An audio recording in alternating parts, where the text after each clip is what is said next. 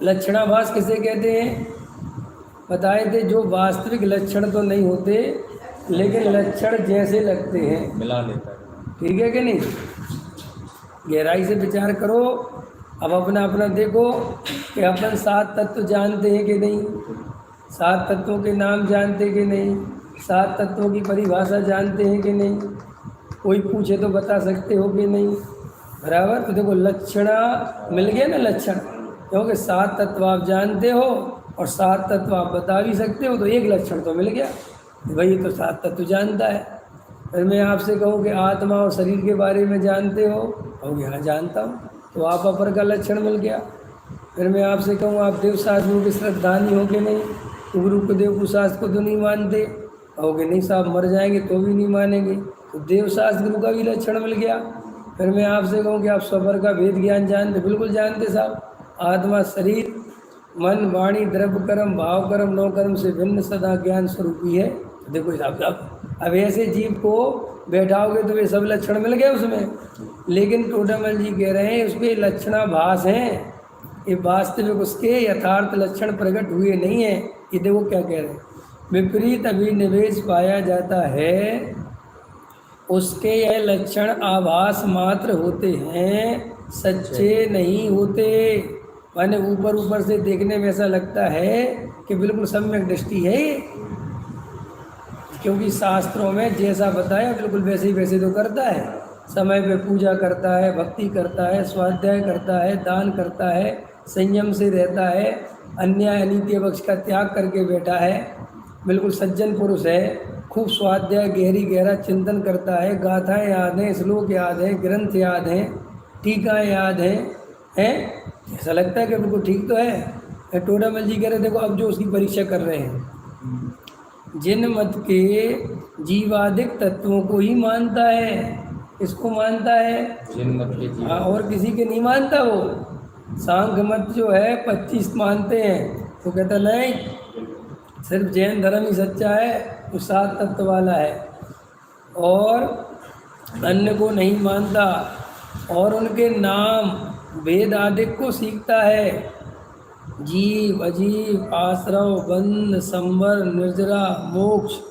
है ना, जीव ज्ञान स्वरूपी, अजीव जड़ स्वरूपी शरीर आदिक, आश्रव दुख रूप राग द्वेष मोह के परिणाम बंध, है ना, और संवर वीतरागता कर्मों का रुक जाना, व्यवहार से भी, निश्चय से भी, द्रव्य से भी, भाव से भी, सब कुछ सीखता है।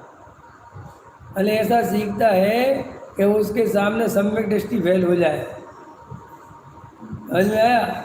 ऐसा आप लोगों में भी से तो हो सकता है ना कि आप इतना अच्छा भावभाषण, बिल्कुल भी भावभाषण आपको किसी में किसी को भावभाषण हो, और मैं अचानक से पूछूं 7 तत्वों के नाम बताओ, तो आप अटक सकते हो, आप भूल कर सकते हो, लेकिन वो जो मिथ्या दृष्टि है ना, वो एकदम सही बता दे, एकदम बराबर बता दे।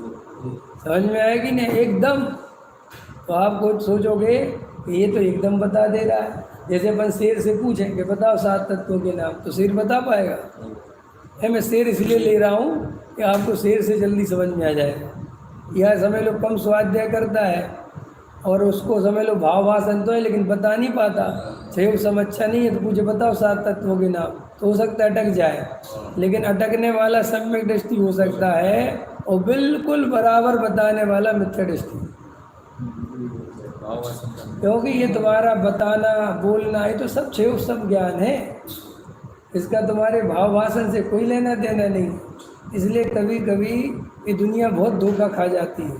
जो बहुत अच्छे प्रवचन करने लगते हैं तो लोग समझते हैं सम्यक दृष्टि है, और कोई बेचारा प्रवचन नहीं कर पाता, नहीं बता पाता, तो लोग समझते हैं मिथ्या दृष्टि। लेकिन ये प्रवचन करना बताना ये सब उसकी योग्यता, भाषा वर्गणा की, उसके छेउसम की विशेषता है, उसकी शैली अच्छी है, इसका सम्यक दर्शन से कोई संबंध नहीं। एक मुनिराज ऐसे होते हैं जो बिल्कुल कभी कुछ नहीं बोलते, जिन्हें प्रवचन करना नहीं आता, समझ में आया, बिल्कुल शांत रहते हैं, और दूसरे मुनिराज बहुत बढ़िया प्रवचन करते हैं। अब अभी भी वर्तमान में ऐसे बहुत है ना, हैं जो बहुत उत्पाद मचा रहे हैं, और वो बहुत उत्पादी भी है और वो बहुत बड़े, लेकिन अभी बिल्कुल साफ बोलने से पता चलता है कि बिल्कुल हालत कैसी है अंदर। तो ये जो बाहर से है ये अपन को गहराई से विचार करना चाहिए कि भैया ये किसी के बोलने से, किसी की क्रिया से, ये बाहर के अधिक भावों से, ये थोड़े से तुम्हारे नियम भ्रष्ट से, इससे किसी के सम्यक दर्शन का ना तो आकलन करना चाहिए और ना खुद को इनके कारण सम्यक दर्शन मानना चाहिए। क्यों? देखो टोडामल जी कहते हैं अन्न को नहीं मानता, उनके नाम वेदाधिक सीखता है, ठीक है, ऐसा तत्व श्रद्धान होता है, परंतु उनके यथार्थ भाव का श्रद्धान नहीं होता। बस देखो कितना कितना समझने लायक बात है। सब सीख लेता है, पढ़ा लेता है, निर्णय कर लेता है कि यही बस सात तत्व भी है, लेकिन भाव, अभी भाव भाषण क्या चीज़ है?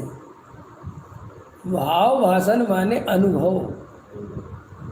कहता तो है कि रागादिक दुख रूप हैं, लेकिन अनुभव में वे दुख रूप नहीं लगते। कहता तो है कि शुभ अशुभ भाव एक है, लेकिन वे अनुभव में एक नहीं लगते। जब शुभ भाव चलता है तो अपने को धर्मात्मा मानता है, बड़ा मानता है, और जब अशुभ भाव चलता है तो अपने को पापी मानता है।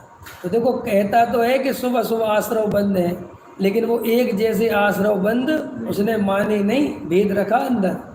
देखो और देखो ये अब ये उसके मतलब अपने अपने चेक करना, अपने है कि नहीं, ऐसा है ना। शुभ भाव होता है तो अपने को थोड़ी धार्मिक होने की फीलिंग आती है कि नहीं आती, और अशुभ भाव होता है तो पापी होने की फीलिंग आती है।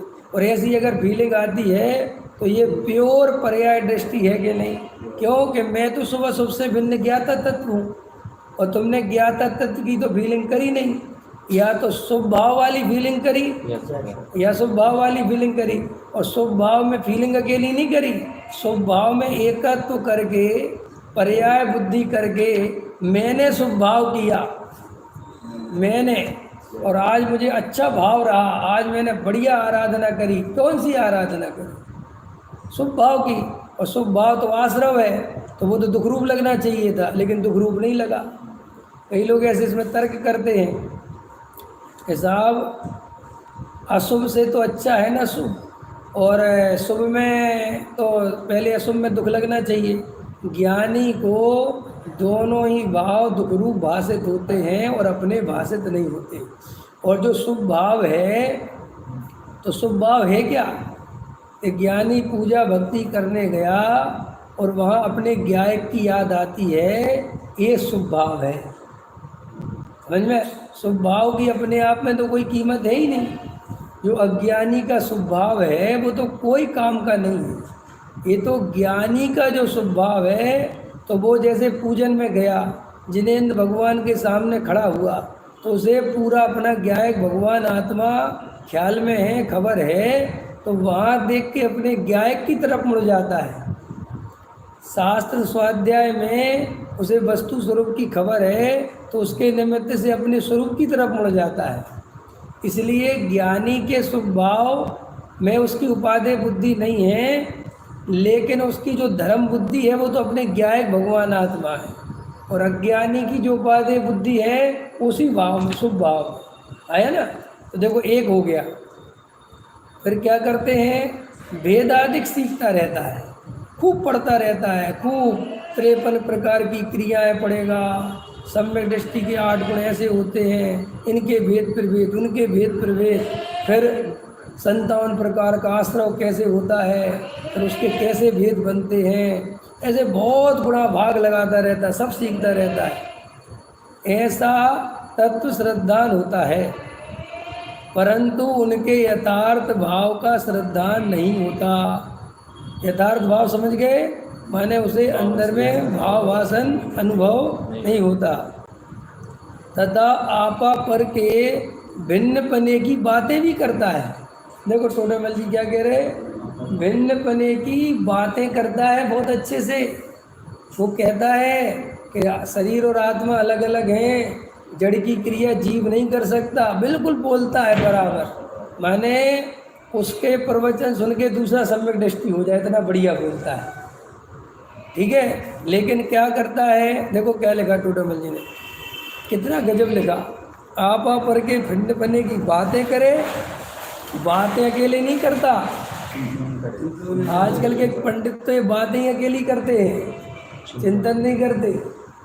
वो तो चिंतन भी करता है, इन पंडितों से भी 2 कदम आगे है वो, और मिथ्या दृष्टि है। इसलिए जो ये खाली बातें करते हैं और चिंतन नहीं करते, वे तो नियम से मिथ्या दृष्टि है। लेकिन जो चिंतन तक भी पहुंच गए और यथार्थ भाव भाषण नहीं करते, वे भी मिथ्या दृष्टि ही जानना, ये कह रहे टूडम।